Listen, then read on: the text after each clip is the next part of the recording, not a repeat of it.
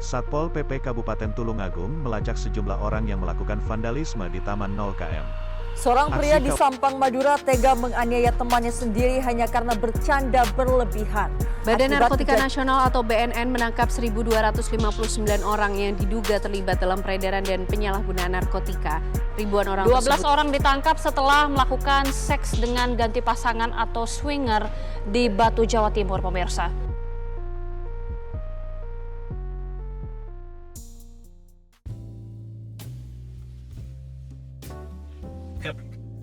Dalam setiap masyarakat selalu ada yang disebut normal dan tidak normal. Tapi siapa yang menentukan itu? Dan kalau hari ini sesuatu yang dulu dianggap menyimpang mulai disebut wajar, apakah itu tanda kemajuan atau tanda bergesernya pondasi nilai? Kita tidak sedang berbicara atau sedang membahas kebencian. Kita sedang membahas struktur sosial.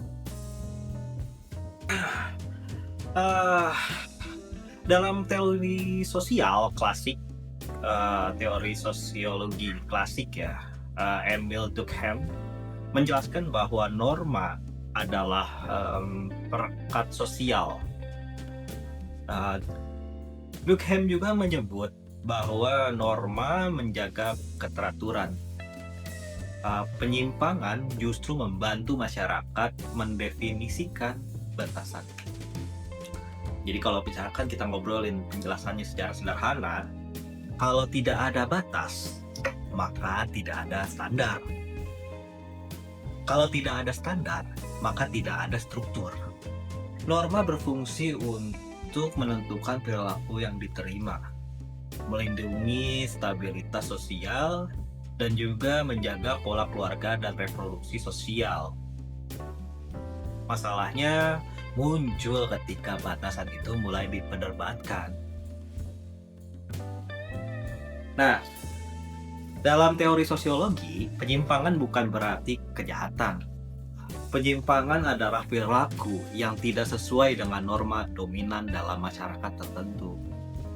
Jadi pada artinya konteks budaya berpengaruh, bisa juga nilai agama yang berpengaruh, atau sejarah masyarakat yang berpengaruh.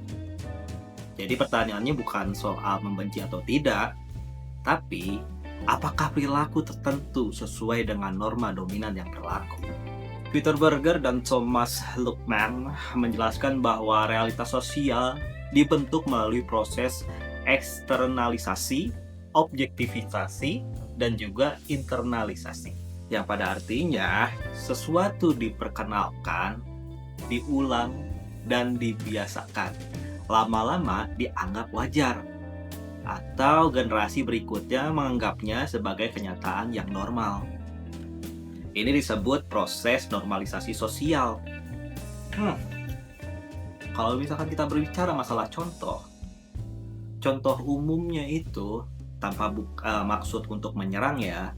Di sini disclaimer dulu.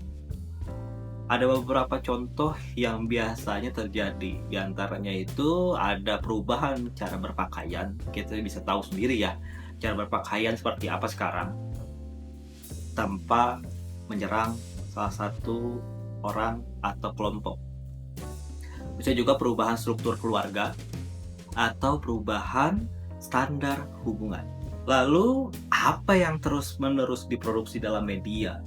Lama-lama menjadi standar persepsi. Konsep Overton window menjelaskan bagaimana sesuatu yang dulu dianggap tidak dapat diterima bisa berubah menjadi dapat diperdebatkan, masuk akal, diterima, bahkan dipromosikan. Prosesnya bertahap. Normalisasi bukan terjadi dalam semalam.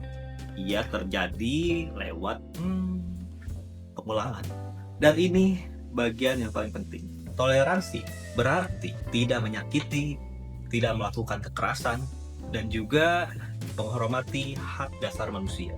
Legitimasinya berarti mengakui sebagai norma yang wajar, memberikan pengakuan sosial, menjadikan bagian-bagian standar budaya. Kita bisa menghormati seseorang sebagai manusia, Tapi tidak semua perilaku harus dilegitimasi sebagai norma. Perbedaan ini sering kabur dalam diskusi publik. Dalam teori kontrol sosial, nilai ditransmisikan melalui yang pertama itu ada keluarga, sekolah, agama, dan juga media. Ketika media menjadi sumber utama sosial, nilai bisa berubah lebih cepat dari kesiapan struktur keluarga. Remaja berada pada fase pencarian identitas. Dan jika norma menjadi cair, standar identitas menjadi tidak stabil. Kebingungan nilai meningkat, konflik antar generasi juga membesar. Ini bukan soal moral panik, ini soal stabilitas sosial jangka panjang. Setiap masyarakat berhak menentukan nilai dominannya. Kebebasan individu penting, tapi struktur sosial juga penting. Kalau semua dianggap normal, maka kata penyimpangan akan hilang. Dan kalau penyimpangan hilang, norma kehilangan fungsinya. Kita tidak harus selalu membenci, tapi kita berhak mempertanyakan arah. Karena apa yang kita anggap biasa hari ini akan menjadi budaya esok hari.